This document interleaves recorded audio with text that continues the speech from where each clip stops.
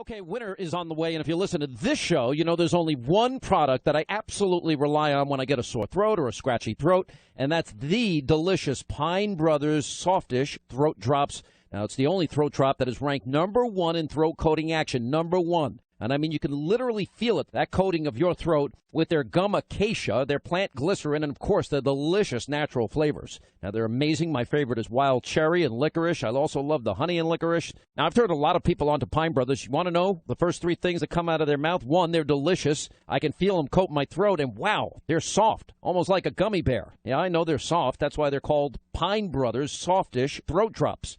Now, work with me, people. So this season, look, you're going to have some throat issues, and do what I do to soothe my golden throat. I use Pine Brothers Throat Drops. You will love this product. It's worth every penny. You can find Pine Brothers at CVS, Select, Walmart, Target, ShopRite. Why? Because they are the best. Let not your heart be troubled. You are listening to the Sean Hannity Radio Show podcast. Just last week, he confirmed to the National Review that he is again considering a run in 2016. Do it. Do it. Look at me. Do it. I will personally write you a campaign check now on behalf of this country, which does not want you to be president, but which badly wants you to run. Donald Trump has been saying that he will run for president as a Republican, which is surprising since I just assumed he was running as a joke. Is that people think that Donald Trump is a clown. Donald Trump is a clown. I mean, does anybody seriously think that Donald Trump is serious about running for president? Donald Trump, you know, he's a clown. Which Republican candidate has the best chance of winning the general election? Of the declared ones right now, Donald Trump.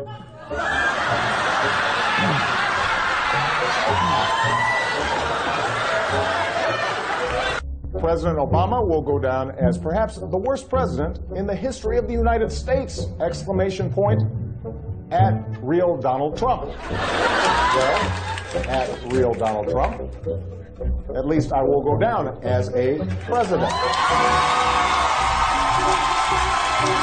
So basically, this is the beginning of the end for Trump. The beginning of the end. Beginning of the end? This is probably starting of the beginning of the end for Donald Trump. Donald, you're not going to be able to insult your way to the presidency. The strongest person usually isn't the loudest one in the room. So right now we have Hillary's about a 75 or an 80% favorite. We have different versions of the forecast you can look at. The poll has Hillary Clinton up by double digits nationally, 12 points, 50 to 38, four-way race. Clinton leading in Florida, Clinton leading in North Carolina, Clinton leading in Ohio, Clinton leading in Nevada. I could go on and on and on. I continue to believe Mr. Trump will not be president.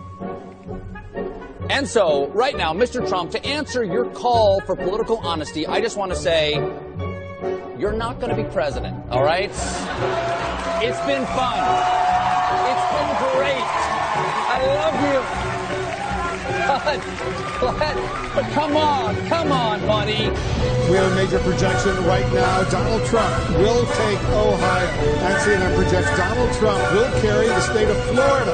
Huge win for Donald Trump. Donald Trump, we project, will win in Kentucky, in Indiana, with its 11 electoral votes. West Virginia, Oklahoma, Tennessee, Mississippi, South Carolina, Alabama, North Dakota, with its 3 electoral votes, and South Dakota, Texas, Arkansas, Louisiana, the state of Montana, North Carolina, Georgia, Iowa, Utah, Wisconsin, Arizona, Kansas with its 6 electoral votes, Nebraska with its 5 electoral votes, and Wyoming with its 3 electoral votes. Sorry to keep you waiting. Complicated business. A lot of people have laughed at me over the years. Now they're not laughing so much, I'll tell you. No, they're not laughing now, are they? They're in a total freak-out mode. Glad you are with us. Write down our toll-free telephone number if you want to be a part of this extravaganza. You know, we've got to define this movement. And, you know, for years we've had what I would call the alt-radical left. You know, I never heard the term alt-right. What is alt-right? Okay, I'll tell you what alt-radical left is. All these lunatics, thousands of them in front of Trump Towers. It's the lunatics that are now suggesting that they are going to protest the inauguration as if it's going to make any difference. The alt-radical left in a meltdown, the alt-radical left media in a meltdown. We're going to get into all of this today. And it's going to, let me tell you what this whole thing is going to come down to. It's going to come down to Donald Trump fulfilling his promises. And that is, if he follows up, look, if he does these things, if he appoints originalists to the Supreme Court, if he allows repatriation of trillions and one of the lowest corporate tax rates in the industrialized world, if he opens up the energy resources of this country, if he eliminates Obamacare and replaces it with free market health care options, which will dramatically lower costs for you, the consumer, if he sends education back to the states with a specific promise, especially to inner city America, that finally you'll have the schools that you deserve and have needed for all this time, if he builds the wall, you know, I watched 60 Minutes last night. I'm like, yeah, I'm going to build the wall. Yeah. Well, some say you might put a fence. Well, in some areas it may only need a fence, but, you know, yeah, I'm building the wall. He's going back on his promises. No, he's not. No, he doubled down on them.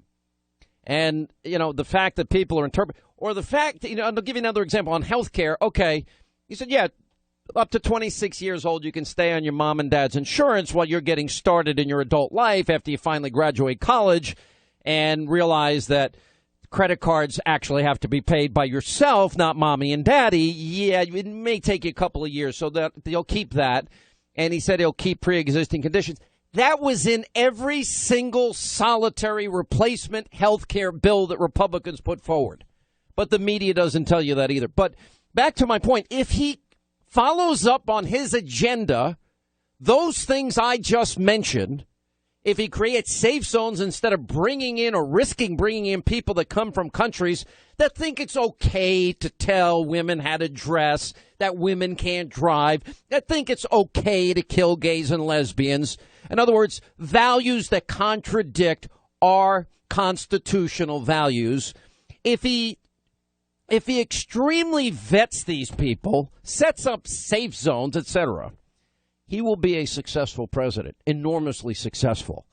If he remembers that this election is about what I said on Wednesday of last week, it's about the forgotten man, the people that have been left behind and screwed over by corruption in Washington, D.C., he will be a successful president. My job, as I see it, these next 4 years, and for all of you in the media speculating, Hannity's going to run the FCC. Hannity's going to be the press secretary. Hannity, by the way, if this election had gone the other way, let me tell you where we'd be right now. It would be one written obituary about my career after another, which, by the way, happened in 2012, which happened in 2008, which happened in 2004, which happened in 2000. You know, these people are just so ignorant. But, it's neither here nor there. That is my message to Trump. Keep your promises. Do I like him as a person? Did I get to know him? Yeah, I do. That's subordinate to the bigger issue for me, is that this election wasn't about, for me, Donald Trump. He was the vehicle advancing ideas, big ideas, and alternative vision that I agree with, which is why I supported him as strongly as I did. If he keeps his promises, we will applaud him. If he goes off track, we will hold him accountable and we will call it out. That's how it's going to be on this program. That's how it's going to be on Hannity, the TV show. I want the problems of this country fixed. I want the forgotten men and women that went out in record numbers and droves to vote for him. I want their problems solved to the best of his ability. His agenda is a great start. It would transform the country in a positive way. Hillary would have doubled down on stupid and mediocrity at best, failure at a very high level, and that's why the media was so wrong. The media, they live in their bubble. I actually tweeted out this weekend. Did you see my tweet? Battling that little pipsqueak over at CNN. But my point was, I said in one of my tweets, did you notice I said, most TV people are way overpaid. Remember I said almost all of them. Now, Hannity, how could you admit that? How do you admit that you guys are overpaid? Because it's a fact. It is an indisputable fact. And so, unfortunately, most of these people didn't spend a couple of decades in their life like I did, doing all the dirty jobs that I did. By the way, I always forget to mention that I cleaned buses. My buddy Gomez reminded me that I once cleaned buses for a summer. I cleaned them. Yeah, you had to undo the toilets, those big travel buses, Greyhounds, and then I drove them. I didn't even have a license to drive it, not to pick up passengers, but I drive it in the parking lot. I had no idea how to drive that stupid thing. It's amazing I never cracked it. Amazing I didn't destroy it. So all those jobs, I think, have kept me somewhat grounded. I mean, I know some of you say, you're just a dopey media guy, whatever. I don't care. But for me, this is my life, what my life would have been if I was back in my 20s, my early 20s, and I wanted hope, and I wanted my dreams fulfilled, and I wanted opportunity. That's the forgotten man. These people in Michigan, Wisconsin, Ohio, Pennsylvania, they don't want any more than the rungs in the ladder put back. And if the rungs in the ladder are put back, that means they can climb it. But look at what Harry Reid is out there. The election of Donald Trump has emboldened the forces of hate and bigotry in America. White nationalists, Vladimir Putin and ISIS are celebrating Trump's victory, while innocent, law-abiding Americans are racked with fear, especially African Americans, Hispanics, American Muslims, LGBT. It's just a lie. It is hysteria.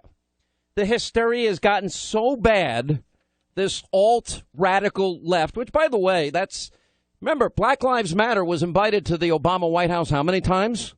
Embraced by Hillary Clinton. This alt-radical left has been embraced by the highest levels of power.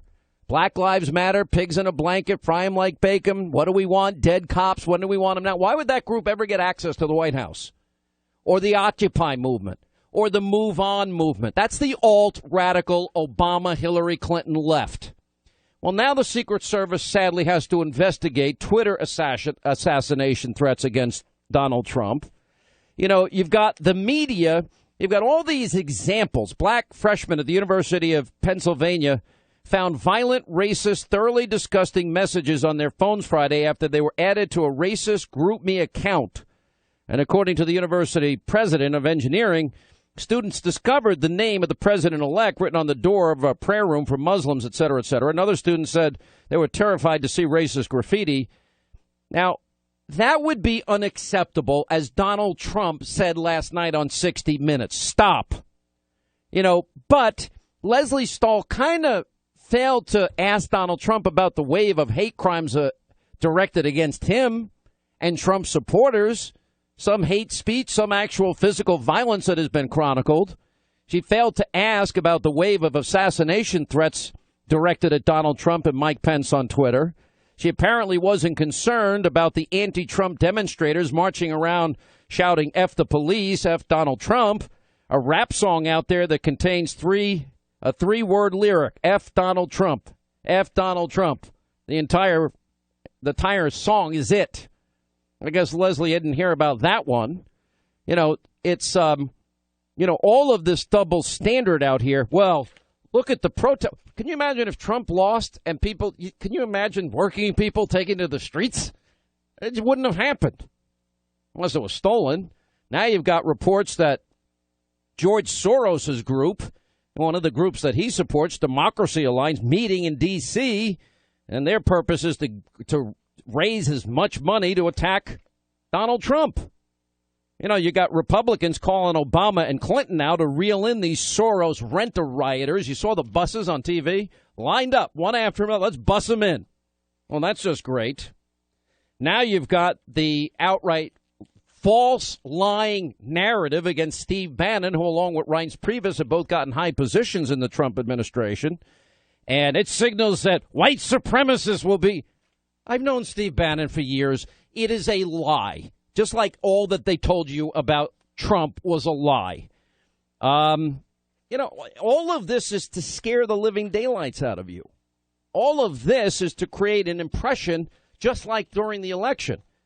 The attempts now to disenfranchise the Trump agenda has begun. The radical left will be on display just like during the Bush years, probably now on steroids as they plan protests for the inauguration. You know, you got Portland rioters literally attacking. There was an article that came out on a Facebook post I saw on this, a woman with a baseball bat. I saw that. You got Connecticut police arrest 2 for brutally assaulting a Trump supporter. You know, it's you got protesters occupy, I guess, Chucky Schumer's office, blasting Wall Street ties. All of this, in part, is because of a media narrative that has always been based and predicated on an outright lie. By the way, Joe Manchin, I want to get in touch with Joe Manchin. We'll put him on the show. He slammed Harry Reid on Trump's comments, said it's an embarrassment. Where are the rest of these people?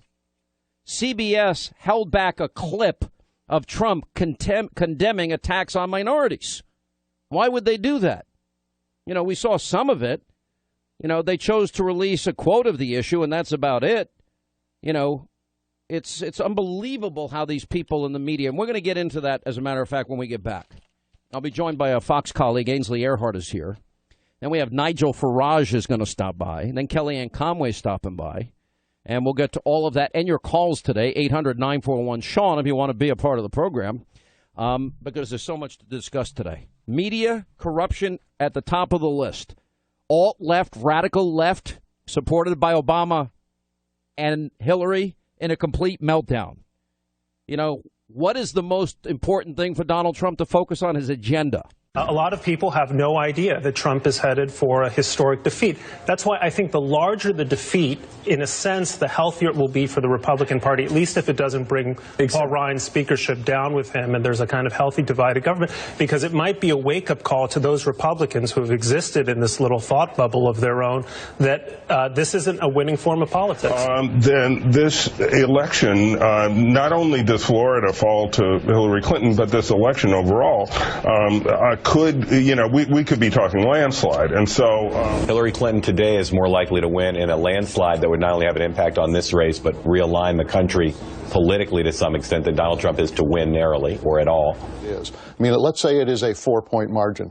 That would translate to an electoral majority and probably electoral landslide for Hillary Clinton. Margin of error, they mean margin of error. This could be tight, or it could be a landslide for Hillary. Okay, so everybody is saying, most analysts are saying that Hillary Clinton's going to win in a landslide and that Ohio won't much matter this time around. If this collapse of support among women that you talked about in Senator, if that spreads among women voters all across the country, he's going to lose by a landslide, and they could lose the Senate and the House. GOP officials now fear that if Donald Trump loses by a landslide, he could take down the congressional majorities with him. Not only am I concerned about the presidential race, I'm concerned about what the impact on down ballot races, including being overly cautious just because I'm trying to be a little risk averse in my predictions, but I think that she's going to have a very good night. So the technical term for that, if she's anywhere near your prediction, would be blowout.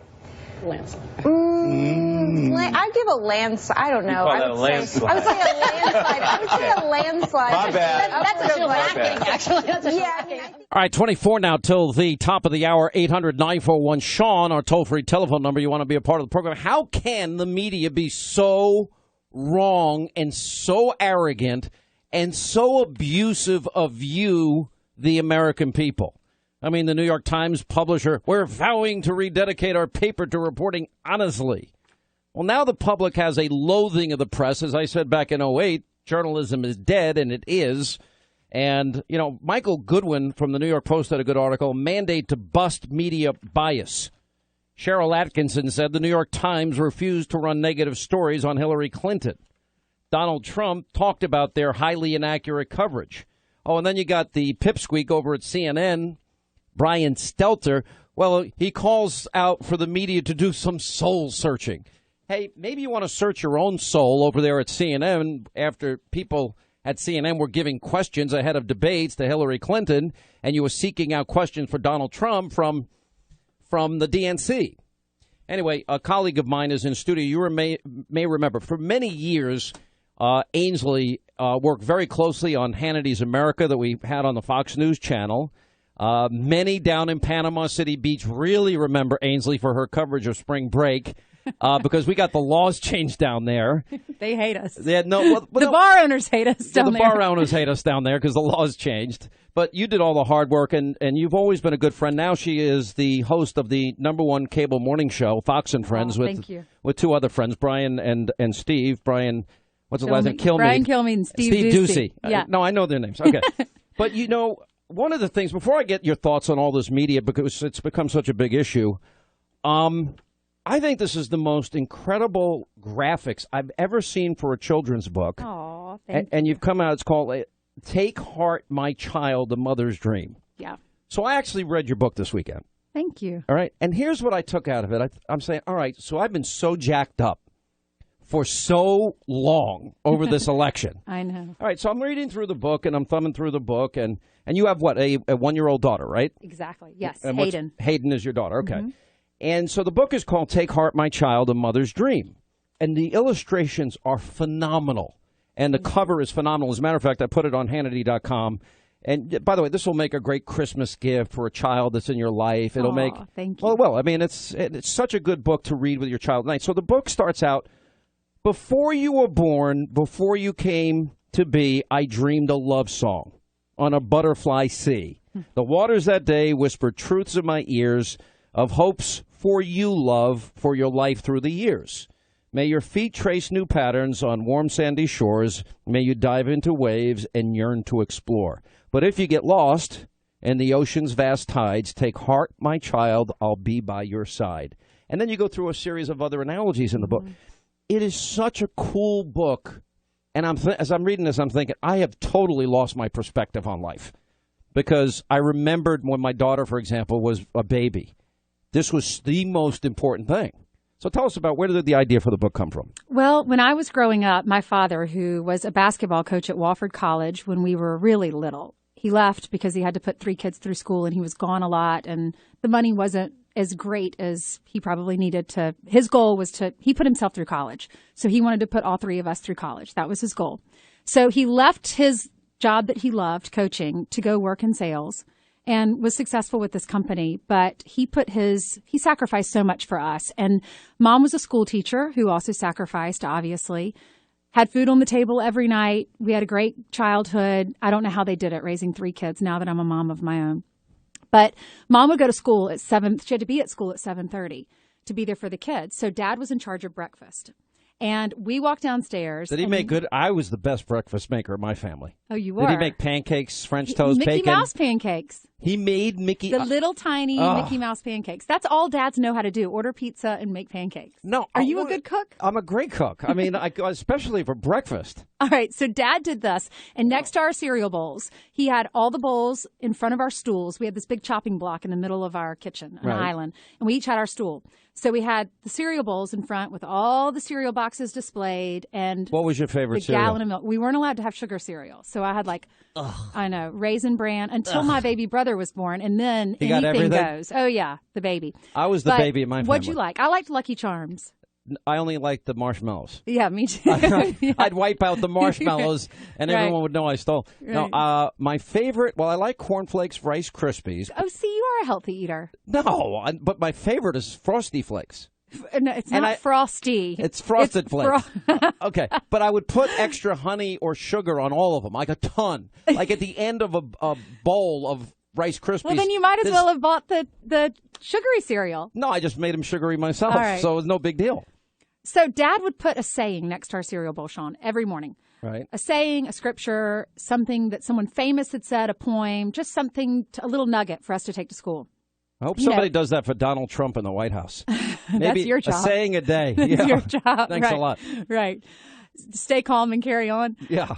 So all of those little notes, I went to meet with the publishers. I'd written a totally different book about my dog, and I went to meet with Simon & Schuster. They've been amazing. Sitting in a room full of amazing women who run Aladdin, which is their children's division. And I'm sitting around this banquet table, and they asked me about myself. And they asked me about reporting on ISIS and some of the hard stuff that we have to talk about at work. And I said, a scripture comes to mind, and it is a scripture that's included in the back of the book, and hence the name of the book. The scripture is, I have told you these things so that in me you may have peace in this world. So you may have peace. In this world you will have trouble, but take heart, I have overcome the world. And I said, I am reminded of that all the time when there's bad stuff to report. And they said, that's it. That's the name of your children's book, Take Heart. And we added my child because they didn't know this until the next meeting. I was pregnant. And didn't know if I was having a little girl or a little boy, but I wanted to write this book. I started telling them about my dad and that story, and they said, you need to sit down and rewrite this book, and we need to make it all about your dad and his sayings and well, the there's lessons a great you story you on. tell at the end of the book about your dad. Thank you. And you wanted to be a cheerleader. Oh, yeah. In 7th grade. Mm-hmm. I was in 7th grade. Oh, you didn't make it in 8th grade. I didn't make it in 8th grade. Okay. Now, I read that and I'm thinking, how stupid are they? Now they're regretting it. You're Ainsley Earhardt, the host of Fox and Friends. But I'm thinking, you know what? That is a huge disappointment for a kid. Right. So what did your dad do? So I was upset. There were 6 of us that didn't make the team. We had 2 different teams because there were so many cheerleaders in 7th grade. They narrowed it down to 1 team. Honestly, my mom told me later, she said we were shocked that you even made the team in 7th grade because I am not athletic, not very athletic. I was kind of middle of the road. I am not flexible at all. That's right. Like, I saw you the day. Don't even listen. Remember the day that Tracy Austin was on your set, and I walked over because I was in early to interview Trump that morning. Well, okay, audience. This is Sean Hannity, whose kids are ranked like number 1 in state of New York. He plays tennis every day, and he thought I should beat Tracy Austin. That's That's an exaggeration. Okay, I am not. I have never claimed to be the best athlete. I am a lot of fun. I look at life with rose-colored glasses, and I love God, and I love everyone. But I am not athletic. Do you really love everyone? Because I don't love everyone. I do. I love everyone. I don't love everyone is God's child, though. Okay, but there's so many people that are horrible people. Like they make it harder to love. Is that how you put it? Yeah. All right, so finish the. So you didn't make the cheerleading squad. So I didn't make squad. the cheerleading team. So Dad picks me up from school. I didn't make it, and they were furious. My dad. He was mad Papa you Bear didn't make comes out. He's like, everyone should make it. Why would they do this to these girls? Everyone should make it. And I was crying on my bed, and my dad came upstairs, and he said, Ainsley, he said, I've been thinking about this. And he said, you are going to be fine. You're a strong person. You have confidence. You don't need to be a cheerleader in order to believe in yourself. Someone else does. Uh-huh. And God took that away from you because there are only X amount of spots, and he needed your spot for someone else. And he knew you would be okay. He didn't take it away from everyone else because they might not be okay. So you need to look at it that way. And I thought, wow. I would love to give my spot to someone else. I wish I was as smart as him. That's a really that's a good spin. Yeah, right? That's a good spin on not making the team. Right, I got it. Right. But there are life lessons. One of the reasons you talk about my kids in tennis, and we're going to get to the media in a second for all you hardcore people out there saying, Hannity, what are you doing? All right, relax. But why I love tennis, and it's an individual sport, and I tell this to people, anybody that'll listen. And, I try to play a little golf in my spare time. I'm not that good. But what I tell people is you learn to win, you learn to lose. The harder you work, the better you'll do. And it's really reflective of life's lessons. There's a picture that a friend of mine, Keith, took of my daughter being really upset after she lost a tennis match when she was little. Oh. Really, it's a great picture. I remember where it was and everything. And I had that picture blown up, and it's very similar. And I'm like, it's only a stupid tennis match.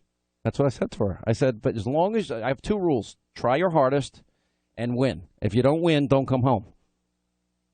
Are you listening? Don't come home? I'm kidding. It's a joke. Okay. No, where's the picture now? Play fair. I have it in my house. I have it in my studio at home. And what do you think of when you look at it today? I think of how fast, childhood goes by, and I think of. Like my parents have been dead many years. But I can bring you some of those stories too. But I don't know. This book is really special. So your parents would be so proud of you. No, they would be shocked. Did they ever see you on TV? My father died 6 months after I started at Fox. What was his? By the way, you notice you bring in the host of Fox and Friends. She starts interviewing the host of the Sean Hannity show. Is that the way this is supposed to go? Well, everyone tunes in to listen to you. They want to hear your story. Well, no. But anyway, so. And you have a great story. Do you read to your daughter every night before she goes to bed? And we say our prayers every night. Every night. But she's 1 year old. Does she know? Does she like, for example, do you read this book, Take Heart, My Child, A Mother's Dream, to her? Well, okay. So when I got the first copy in the mail, I sat down. I waited. Right. I wanted to read it in her nursery. So I waited till I got home. I think it was shipped to my office. I took it home and I sat in her nursery and I read it out loud.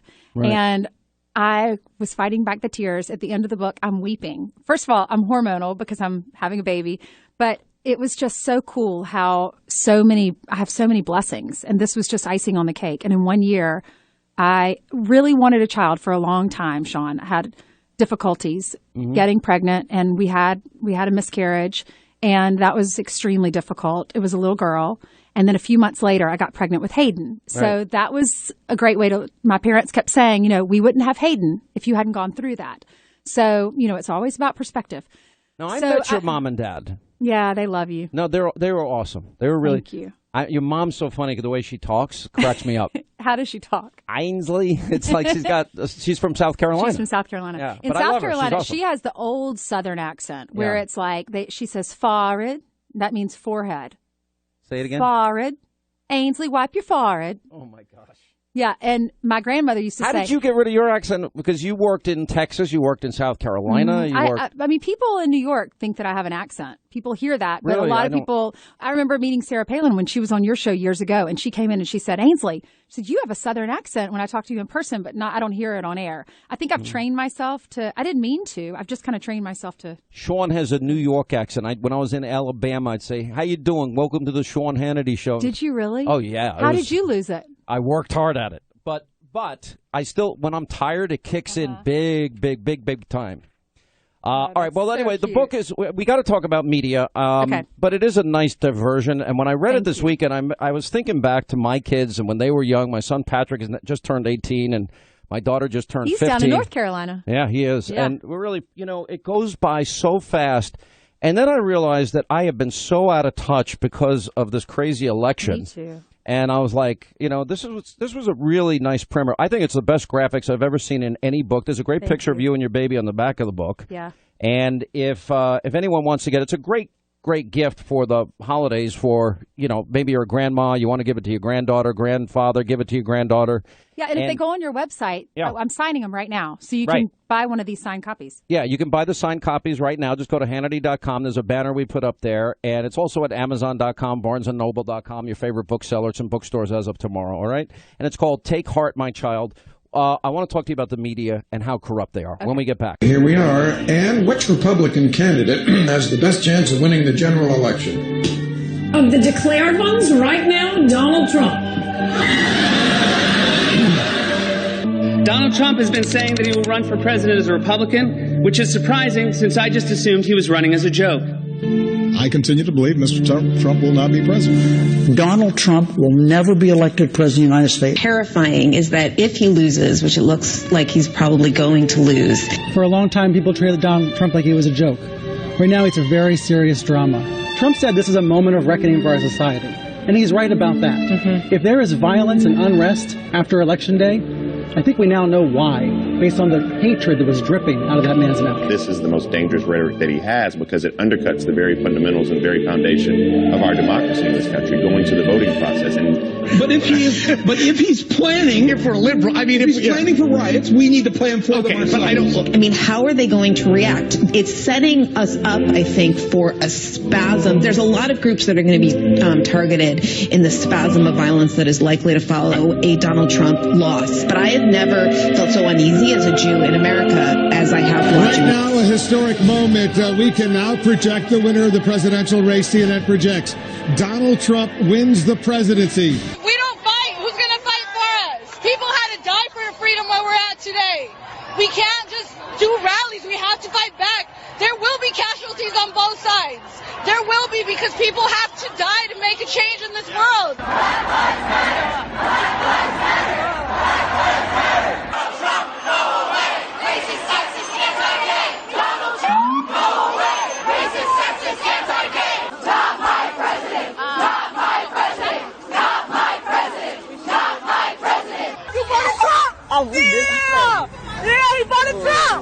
she been staying inside. Oh, y'all vote. I gotta do that. Beat his ass! Don't vote Trump. Don't vote Trump! But if he's planning for a liberal, I mean, if he's planning for riots, we need to plan for them. But I don't know. It's really not even funny. Write down our toll-free telephone number.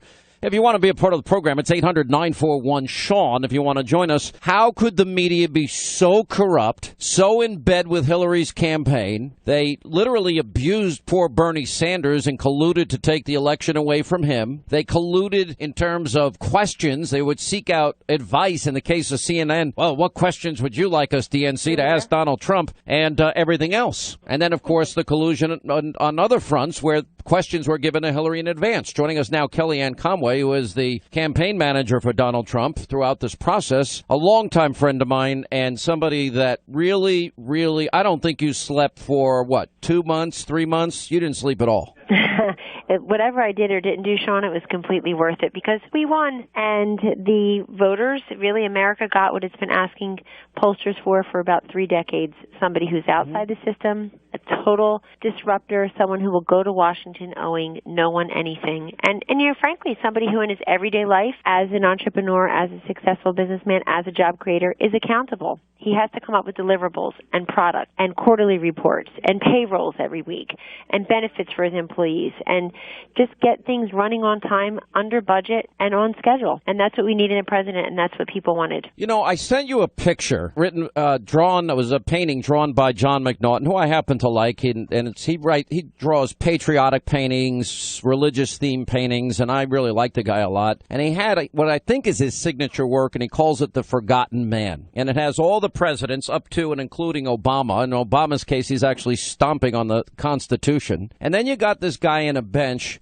obviously depressed. Every rung in the ladder to climb to success has been taken away from him, hurt by government. And I kind of look at this as the forgotten man election. Does that make sense to you? It makes complete sense. And in fact, it ended up being part of the closing statement that Donald Trump made to the people. Sean, he talked about the forgotten man and the forgotten woman. He talked about it at his Gettysburg speech. He talked about it. I was with him that last night when we went backwards. We went from Manchester, New Hampshire to Grand Rapids, Michigan, got home at 4:15 a.m. on actual election day. And he was talking that very night about how he had not created a typical political campaign. He had made a movement, and that the forgotten man and forgotten woman thought they were part of it. Now, let's review who is not a forgotten man or forgotten woman. The lobbyists, the consultants, the donors, the party regulars, and in other words, the folks who are the folks who are part of the professional consultant class.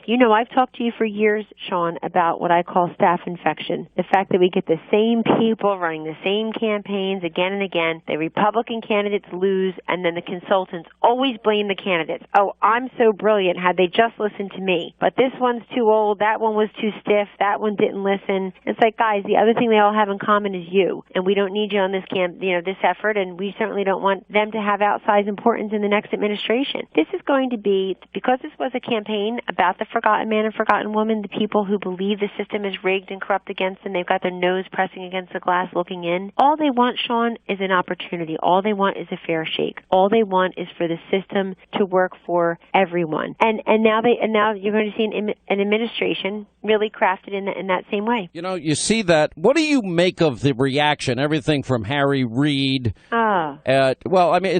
It's really, I saw outside of Trump Tower all the people protesting. I was with you recently after the election, and people are trying to get in your grill and your face and yelling at you, and you challenged one guy, and you said, well, what exactly do you mean? And then they have no answer. They have no answer. And also the media's complicity here. Well, it's very disappointing because, as your fabulous montage before I came on to speak today, Sean, proves, the media just were not prepared for a Donald Trump victory. And shame on them. You know why? Because it means they don't get America. If you didn't see this coming, you don't see America for who it is. All of the clues and cues about the Donald Trump victory over Hillary Clinton were hiding in plain sight. Let's review. It's a change election. Over 72% of Americans say they want to take the country in a new and different direction. That choice was very clear. You've got someone representing the status quo of 30 years versus someone who literally is the embodiment of change and outsider disruption for Washington. And number two, all I ever talked about was Hillary Clinton's nagging, stubborn 46% ceiling. She just couldn't get anywhere near the 52-53% margins that Obama received twice in states like Michigan and Wisconsin and Pennsylvania and frankly, Florida and Ohio and Iowa, all these states that Donald Trump won, that Romney and McCain lost. Number three, people cared about ethics and corruption. They care about good government. They care about honesty. And so when Hillary and the media doing her biggest super PAC, I thought her most effective super PAC were the mainstream media, when they went and they said, hey, she can't lose and she's got it wrapped up. She's got qualifications and experience. You know what Americans said? Hey, I think honesty and trustworthiness is a criterion. I think that's a qualification for president. I think the fact that people didn't trust her, they didn't like her, she had the email problem, the Clinton Foundation, it really was, this was the elites versus the rest of us election. And you know what people found out? There are a heck of a lot more of everyday people than there are of elites. But I blame the whole access, AXIS, of the consultants, the mainstream media. People just didn't want to see what America was saying. I think the election was of two complicated people with very simple ideas. She wanted the election to be about Donald Trump, and he wanted the election to be about the people. It really did come across to me that way. You know, you and I had many behind-the-scenes conversations, and you always, in every conversation, said, look at her number. And your background as a pollster. I've interviewed you for years on polling information, and you said she never gets above 46%. She can't break that ceiling, and she never did, and it was worse than people anticipated. What did you think of the New York Times? Cheryl Atkinson pointed out rightly in her website, they refused to run negative stories on Hillary. Now the Times publisher is vowing to rededicate his paper to reporting honestly. You got that CNN little pipsqueak, what's his name, Stelter, it's time for soul searching. So I wrote him on Twitter and I said, will you admit that CNN was colluding with the Clinton campaign? Let's start with the soul searching at home. And, of course, no answer. So, to me, I don't think the media is going to change. I mean, look at the attacks on Steve Bannon today. No. And I'm like, I've known Steve Bannon all these years. There's a great column by our friend David Horowitz that says all of this is nonsense, these charges against it, but they need something to continue the narrative, the false narrative they began. Well, they do. By the way, it's now irresponsible. Everybody, they're still fighting the last war because they thought they had won it without a skirmish. And now they're not moving on to a peaceful transition into forming President Trump and Vice President Pence's government. They're fighting the election, so they're saying, oh, we've got to stop the madman. Look at these people around him. Look at these philosophies. It's crazy, Sean. You know that they had prepared for a Hillary victory, and we're already asking the likes of me 50 times a day, will he accept the election results? Will he encourage protesters to stand down and not wreak havoc? Will he be responsible and show respect for the office of the presidency? Okay, you know what? We were asking the right questions about the wrong candidate and the wrong candidate's supporters. And I'm with Bernie Sanders on this. I saw he gave an interview today. Maybe it was on The View, maybe it was somewhere else, but he gave an interview today where he said he thought it was a disgrace the way his party just can't connect with working men and working women. And this was his message. I mean, Hillary Clinton, she was shocked twice this year. First by Bernie Sanders. That should have been everyone's first clue that she didn't have the juice to do this. He was beating her handily in states like Michigan, which she ended up losing. And you turn around Iowa, which she ended up losing, and you turn around and you see, and he says, I'm connecting with working class men and women. She loses 22 states and millions of votes to Bernie Sanders. And then you got Donald Trump as her general election opponent, and the message was the same. I mean, the other thing I just wanted to mention is, I think people were shocked to see. I was actually astonished. I was happily astonished, but astonished nonetheless, Sean. Her closing arguments, Hillary Clinton's closing arguments, were all so negative. And by the way, coming from a woman, a female messenger to boot, nothing uplifting, nothing optimistic, Let me say visionary, one thing. Nothing. You were the first woman to ever successfully run a presidential campaign. And I read your comments this weekend, and I thought they were very touching because I know your husband, I know your kids. I had the best time playing football with your son in my studio during one of the busy nights you had, and you bring your kids with you. You should be very proud of that. And you said you're not a gender identity politics person, neither am I, but it is a huge accomplishment for you as the person, and I'm proud of you. And to me, the answer now going forward is simple. And I did have one conversation with President-elect Trump. I said, and I thought he encapsulated this well last night on 60 Minutes. He doesn't want a vacation. He wants to go to work. Just follow up on the promises. Yeah, I thought you were going to go to Florida. I thought you were going to take We'll go to Florida for the re-elect. We have to win. I went to Florida plenty because it was 29 electoral votes. By the way, for the record, you know, I guess there's something.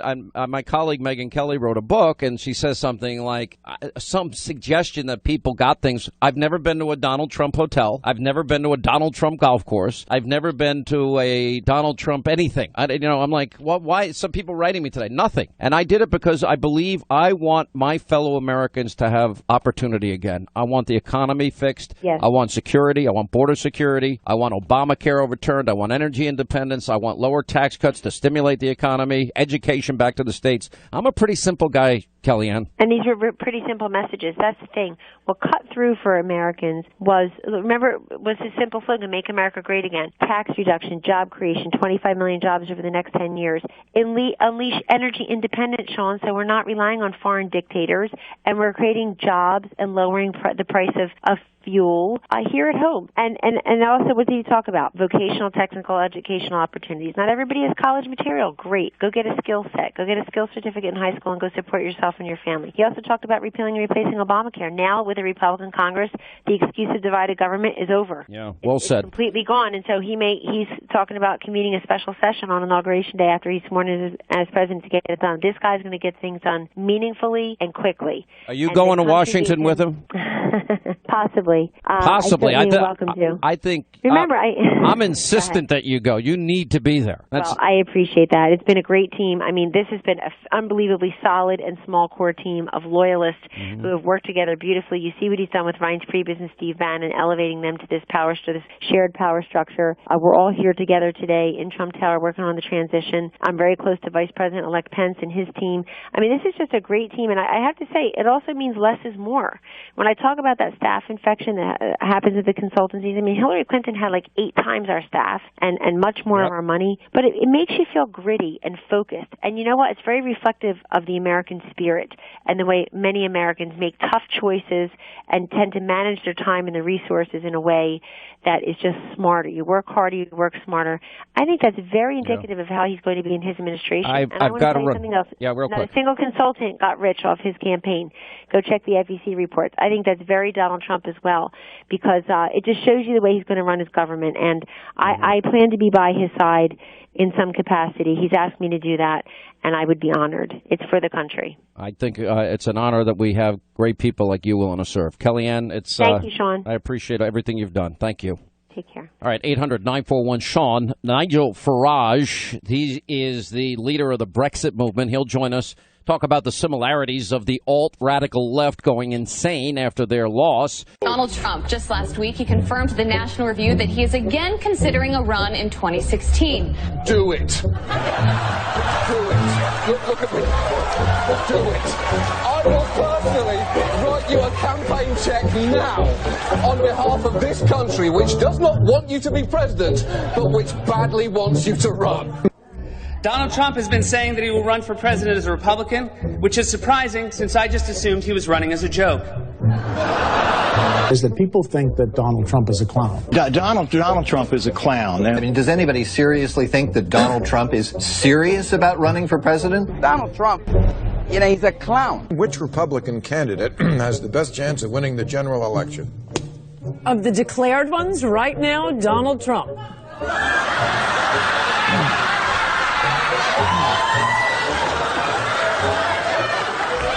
President Obama will go down as perhaps the worst president in the history of the United States! Exclamation point at real Donald Trump. Well, at real Donald Trump, at least I will go down as a president. So basically, this is the beginning of the end for Trump. The beginning of the end. Beginning of the end? This is probably starting of the beginning of the end for Donald Trump.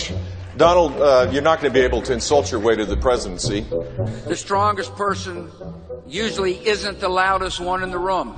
So right now we have Hillary's about a 75 or an 80% favorite. We have different versions of the forecast you can look at. Poll has Hillary Clinton up by double digits nationally, 12 points, 50-38, four-way race. Clinton leading in Florida, Clinton leading in North Carolina, Clinton leading in Ohio, Clinton leading in Nevada. I could go on and on and on. I continue to believe Mr. Trump will not be president. And so, right now, Mr. Trump, to answer your call for political honesty, I just want to say, you're not going to be president, all right? It's been fun. It's been great. I love you. But come on, buddy. We have a major projection right now. Donald Trump will take Ohio. And CNN projects Donald Trump will carry the state of Florida. Huge win for Donald Trump. Donald Trump, we project, will win in Kentucky, in Indiana, with its 11 electoral votes. West Virginia, Oklahoma, Tennessee, Mississippi, South Carolina, Alabama, North Dakota, with its 3 electoral votes, and South Dakota, Texas, Arkansas, Louisiana, the state of Montana, North Carolina, Georgia, Iowa, Utah, Wisconsin, Arizona, Kansas, with its 6 electoral votes, Nebraska with its 5 electoral votes, and Wyoming with its 3 electoral votes. Sorry to keep you waiting. Complicated business. A lot of people have laughed at me over the years. Now they're not laughing so much, I'll tell you. There you have it. The media meltdown continues. By the way, this is getting beyond serious as the alt-radical left, led by Obama and Hillary Clinton, have lost their collective minds. I mean, Harry Reid. The election of Donald Trump has emboldened the forces of hate and bigotry in America. White House white nationalists, Vladimir Putin, ISIS are celebrating Trump's victory, while innocent law-abiding Americans are racked with fear, and it goes on from there. Secret Service now is spending more time investigating, quote, Twitter assassination threats against Donald Trump. The media has been ignoring all of these anti-Trump hate crimes that I've been describing to you. We've got Republicans now calling on Obama and Clinton to reel in the Soros renter rioters, the alt-left radicals. We'll see if any of that ends up being true or if they end up helping in any way, shape, manner, or form. And so much more that we have to get to, but there is mass hysteria that has broken out by the alt-left, the alt-radical left. Massive protest planned for his inauguration. Connecticut police arrest 2 for brutally assaulting Trump supporters. You got media to blame for the left's post-Trump freakout. And you've got Britain and France snubbing the EU's emergency Trump meeting. Wanda Sykes got booed after an anti-Trump, I guess, bit that she did. Joining us now, somebody who has experienced this. They're a little ahead of the curve with Brexit. He was the leading spokesperson, member of the European Parliament for southeast of England, campaign leader for the Brexit movement, and a friend of mine who I admire greatly, Nigel Farage, is with us. How are you, sir? I'm good, and it's like deja vu. Everything that's happening now in America, the way the media are portraying, race hate crimes and yet don't portray crimes against Trump supporters, it reminds me of Brexit a few months ago. It really does. How bad did it get, and did it start to get better? Did they finally accept the results? I know that Great Britain now is having some court difficulties moving forward with Brexit.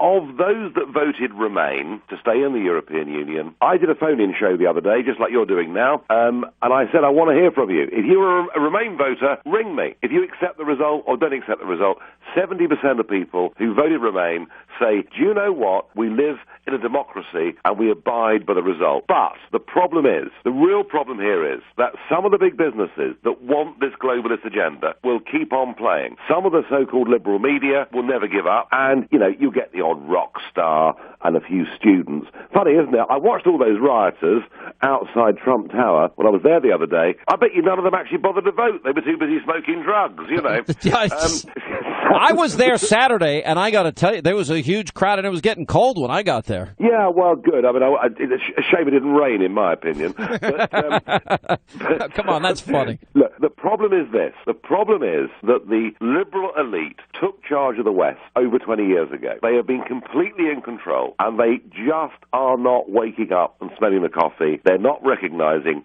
that what is done is done. We now, in Britain, there are legal challenges, there are various things going on, but believe me, Brexit's going to happen, and Trump is president, and I would say to every one of those people that's been out protesting, now I wonder, are they Americans, or are they the same protesters we had in London who've been shipped over? I'm not sure. But either way, you are a democratic country, and people need to accept the result. Donald J. Trump becomes president on Jan the 20th. He does, and he will. Nigel, on a very serious note, I have called this the election of the forgotten man. And for the last year on this program, and I've sworn I'm not going to give the statistics out anymore because my audience knows them by heart, the American people have suffered greatly under these liberal, leftist, alt-leftist policies of Obama. Obama has embraced the most radical elements like Black Lives Matter, Occupy Wall Street, MoveOn.org, etc., and they've embraced him and he's embraced them. And unfortunately, liberalism, leftism, globalism has not worked. And Americans, especially in the Rust Belt, were the victims of bad government policies that hurt them, took away their opportunities, and hurt their families. That's what this election was about. So to me, it's really about Donald Trump following up on the very things he promised in the election. If he does that, he will be a successful president. No, he won't. He'll be a hero. Yes, a hero. You're right. He'd be an absolute hero. I had the privilege, Sean, as you know, of spending a bit of time with Donald Trump a couple of days ago.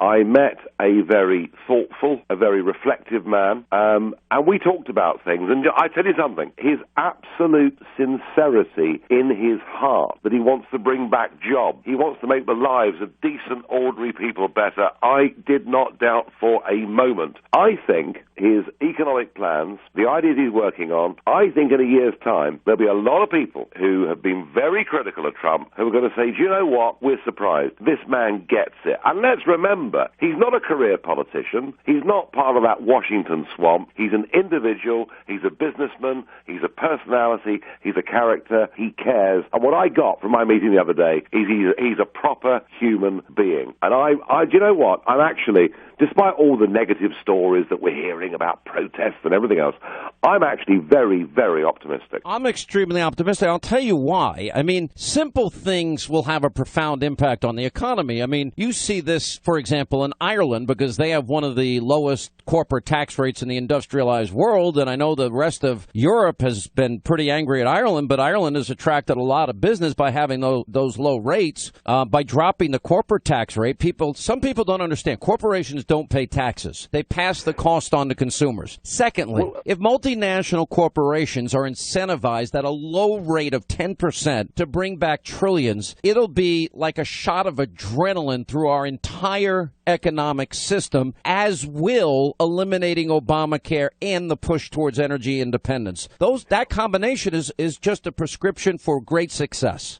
I think that what Trump said, because America has got the most ridiculous corporate tax rates in the world now. There's something like $2 trillion sitting in the Cayman Islands, sitting offshore. And I think if Trump does a deal with these companies on corporation tax and says, right, guys, we are now going to come to a deal, charge you a sensible rate for corporation tax, but in return, I want you to invest in research and technology. I want you to guarantee jobs for American workers. I tell you what, that's the biggest economic win-win ever. I think what he's doing on that is absolutely inspired. I think, it's just a formula for success. What do you think the impact is going to be on Great Britain when Brexit is fully enacted? What does it mean? Well, I am British, but I spent much of my working life working for American companies. I've spent 35 years spending a lot of time in your country. I am all for the UK-US relationship being as close as it can be. Come on, guys, we're basically cousins. That's how I see it. Now, Obama resented the United Kingdom. He was against us. His first gesture as president Winston was to Churchill. remove the bust of Winston Churchill from that Oval Office. And I, maybe a bit cheekily, but I did ask the president-elect when I was with him, I said, would you, as a sign of friendship with the UK and the whole English-speaking world, put that bust back in the Oval Office? And you know what? His eyes lit up. He got it. He saw it. I want us, Sean, to have a close trade relationship. I want us to work together militarily, but no more Libyas, please. No more Libyas. And this is something that Trump gets. I'm very optimistic, and I tell you what, maybe slightly selfishly, a Trump administration that makes positive noises about the United Kingdom helps us, gives us a really strong hand in our renegotiation with the European Union. Look, that relationship never ever should have deteriorated the way it did. And by the way, I'd love to see that bust back in the Oval Office, as you would. And similarly, I would argue, Nigel, that what has happened with our relationship with Israel is tantamount to a foreign policy disaster. And now that will be repaired as well, I believe. Well, Trump will put that right. Trump will have no more Libyas. And Trump, I think, intelligently is not saying that Putin's a great guy, but is saying, can we please stop provoking him? And look at the Ukraine. We had NATO and the European Union saying to the Ukraine, come and join us.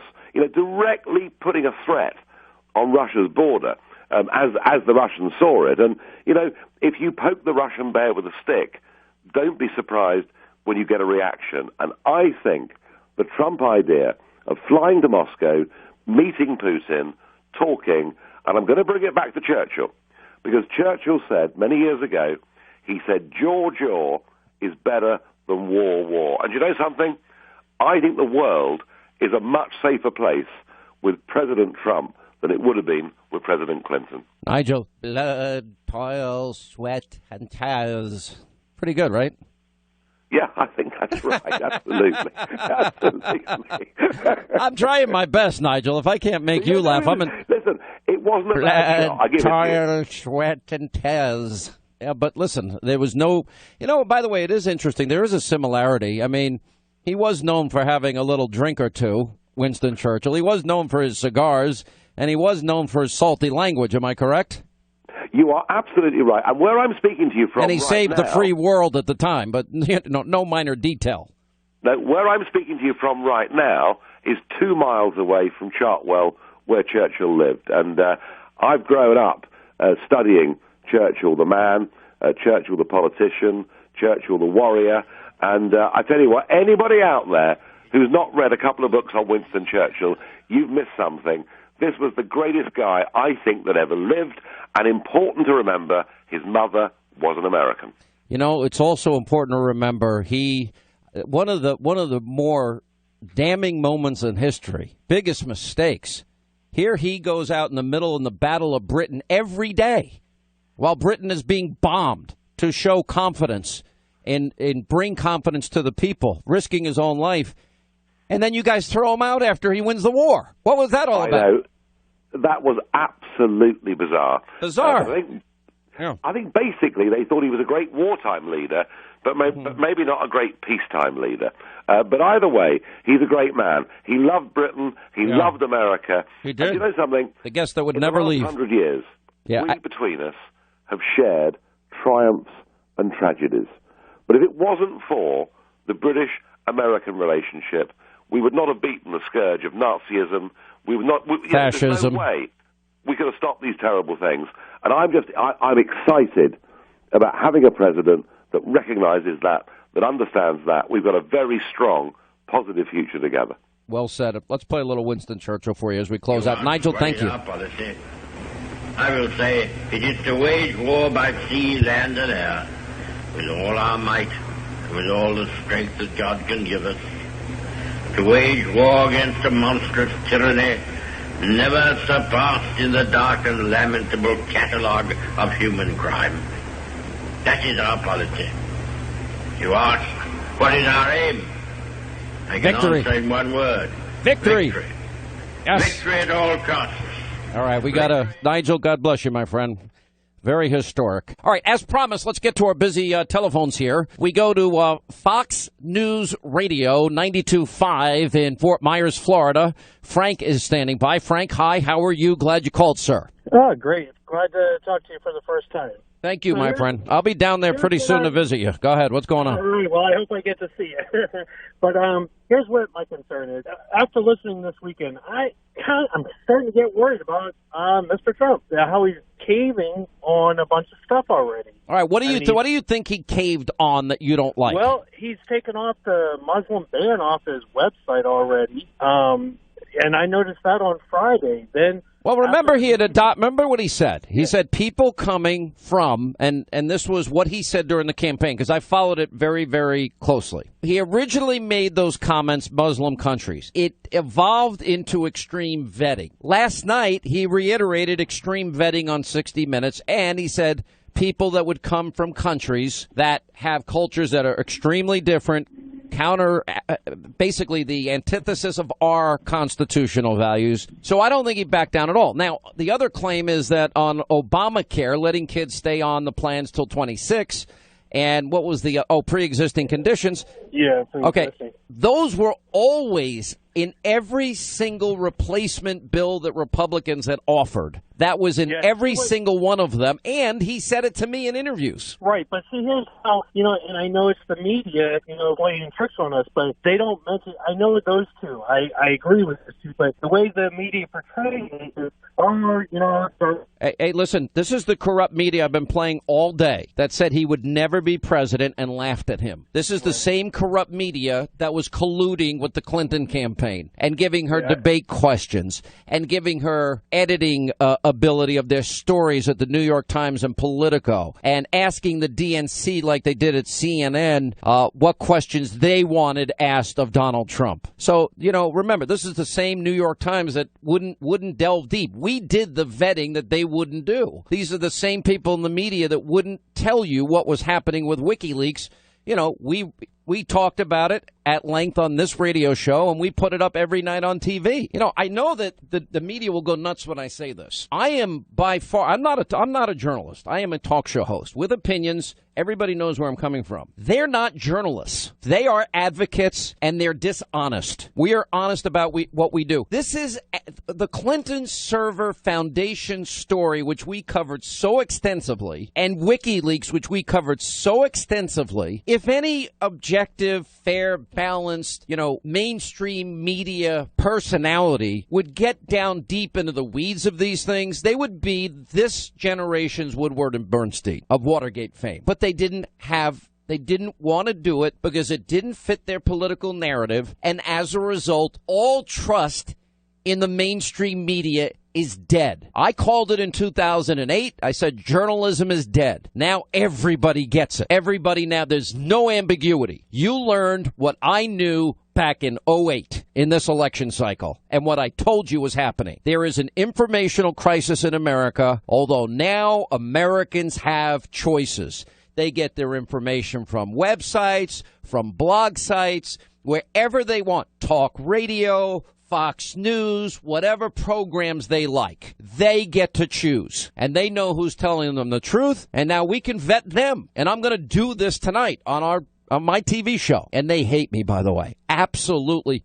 Look, let me be very blunt here. And I don't overstep. Rumors of my death are greatly exaggerated. There were obituaries pre-written for the day after Election Day of Donald Trump lost about me. Linda, true or false? We know for a fact. We know who would have written them. We know we would have been at war with those that sabotaged Donald Trump. I decided not to go there because my focus is on solving problems, getting Americans the jobs they deserve, the opportunities they deserve, fixing this broken country. I'm focused on that. There'll be plenty of time, if I really want to go through the list of people that I have zero respect for in terms of unfinished business in this campaign. But I'm more concerned. I want to see the guys in Michigan, in Pennsylvania, Ohio, Wisconsin, all over this country. The forgotten men and women that I talked about every single day with my statistics that I'm not allowed to talk about anymore because I beat them to death. That's what this election was about for me. That's it. Anyway, let's go back to our phones. Thank you, sir. Appreciate it. Let's go to Dallas, Texas. The answer, Chad is standing by. Chad, hi. How are you? And welcome to the program. Doing good, Sean. Thank you for taking my call. Yes, sir. Good. When did you first think on Tuesday night election night that he had it in the bag? And who do you think, who are your picks for his top cabinet members? I think you've got to put Rudy Giuliani in there. I mean, I know maybe some people look at Rudy's views on social issues. Rudy governed New York City like a hardcore conservative. So I think he's probably up for state or AG. Pete Sessions, Senator Sessions, I think he'd be a fantastic choice. I'd like to see Rick Perry brought into the administration. I happen to be a big fan of the former governor of Texas. He's an Aggie. Yeah, he's an Aggie. I think the people around him that you see. Look, the problem is I have inside information, and I'm not at liberty to really discuss. Right. Let me be honest. But I think you're going to see a coalition of really bright, smart, intelligent people that are going to be focused on fixing problems. What did I call it back in 2013 into 2014? Conservative solutions for America. This is not, for me, about Donald Trump. Donald Trump was the vehicle and laid out his vision and agenda that I agree with. To me, it's the agenda. To me, it's the problem solving. To me, it's getting the economy being fixed. the immigration situation being resolved, energy independence, Obamacare eliminated, education back to the states. Don't start wars, send people to fight, bleed, and die, and then pull the plug on them, or don't go at all. To me, it's about just basic, simple common sense. We can't invite people into the country if they think they have the right to tell women how to dress. Sorry, that goes against our constitutional values. Or they think that gays and lesbians should be killed. Sorry, we're not going to tolerate their intolerance. Or if they persecute Christians or Jews, we're not going to bring it into the country. That's what it's about for me. So look, I'll support Donald Trump. And I'm going to be very clear about this. If Donald Trump, if he made a bad choice on a Supreme Court justice, if he doesn't build the wall, if he doesn't push hard for the economic plan he outlined, if he doesn't repeal Obamacare, if he doesn't send education back to the states, move to make America energy independent, there will be no louder critic than Sean Hannity. For me, it wasn't about Donald Trump. Personally, I love the guy. He's a great guy. Keep your promises. That's what I want. What do you want, Hannity? All these people, why is everyone speculating? Oh, Hannity's going into the administration. No, I'm not. I have a contract and I have a job, and one of my jobs is to hold politicians' feet to the fire. Right now, Donald Trump has set up, I think, a prescription to solve many of America's problems and help you, the American people. My job now is to hold him to his promises, because I believed him. I was telling liberals and, never Trumpers people and all those lunatics out there sabotaging him, you own it. And I said, I'll own the promises Donald Trump made that I asked him so many times about. And if he doesn't keep his promises, I'm going to be mad. And I'm going to feel disappointed. And I think he'd make a big mistake. But with that said, after I talked to him, I'm actually pretty convinced he's going to keep them. The vast majority of them. If he does 6 things, if he appoints originalists to the Supreme Court, if he builds the wall, if he really vets refugees and goes to safe zones instead, if he eliminates Obamacare with health savings accounts, and he makes us energy independent and sends education back to the states, that is so powerful. Those fundamentals, think about like in sports. You want to be a great quarterback, unlike the Jets don't seem to have a quarterback that's working, which frustrates me. You got to be great at the fundamentals. I would tell people getting into the radio business, pay attention to the fundamentals. How many times have you heard a guest host on a radio show? Okay, break. You want me to take a break now? Does that mean break? You kind of look like you're breaking a stick although you don't have a stick in your hand. Oh, okay. We're going to take a break, and we'll come back, and we'll instead of preparing a little bit, all right, I'm so-and-so. I'm in for so-and-so. Here's our toll-free telephone number. When we come back, we'll get to your calls and comments. That's called fundamentals. That's interesting. That's Alec Baldwin without the fundamentals. I could have helped him. I would have been glad to offer him advice before he made a total imbecile out of himself. When we come back, we have some time. Oh, great. We have time. Break time. Now, when can we take some calls, Ivan? Mm-hmm.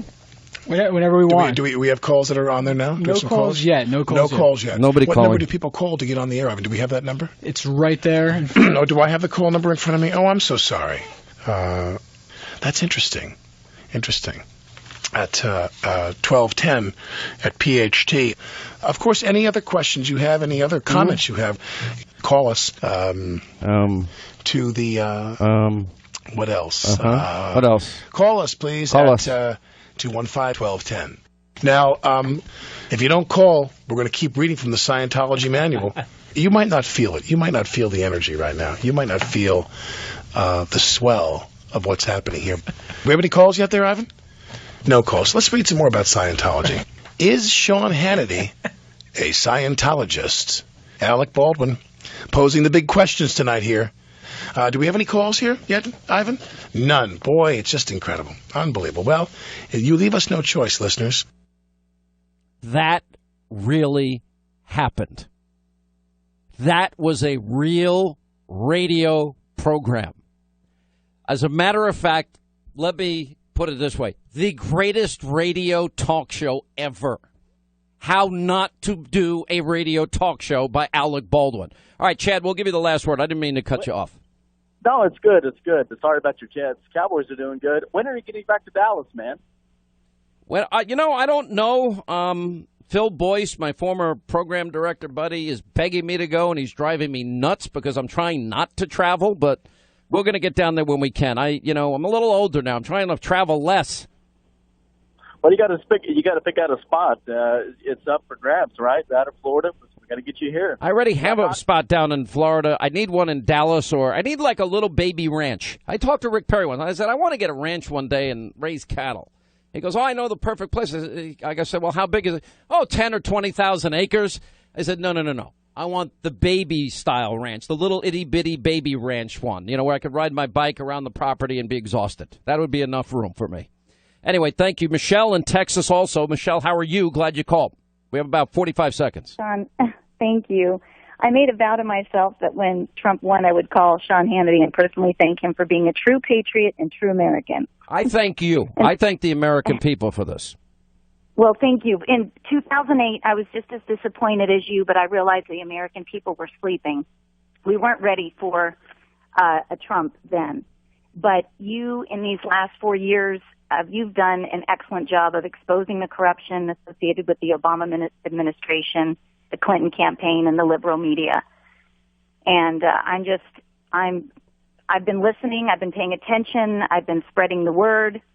I've convinced many people to vote for Trump. Good for you. Good for you. And also I appreciate you adding 2 new words to my vocabulary, feckless and collusion. Okay, I'm glad I could. I want people to understand, and it was so much written about me before this election. People, Linda, they don't know me. They don't understand what drives this show. They don't understand what motivates me. And what I'm happiest about in this whole thing, and I'm not Pollyannish, is that we now have a chance to fix the mess. That's what I'm happy. Do I feel, people writing me, oh, you helped. I'm like, thank you we all helped. We're all spokes in a wheel. You need every spoke to make the wheel go round. But the main spokes in the wheel were you, the American people, because you did not listen to an abusively biased media that was trying to corrupt your mind with propaganda and misinformation. So I'm so proud of all of you for not falling for that. Okay, winner is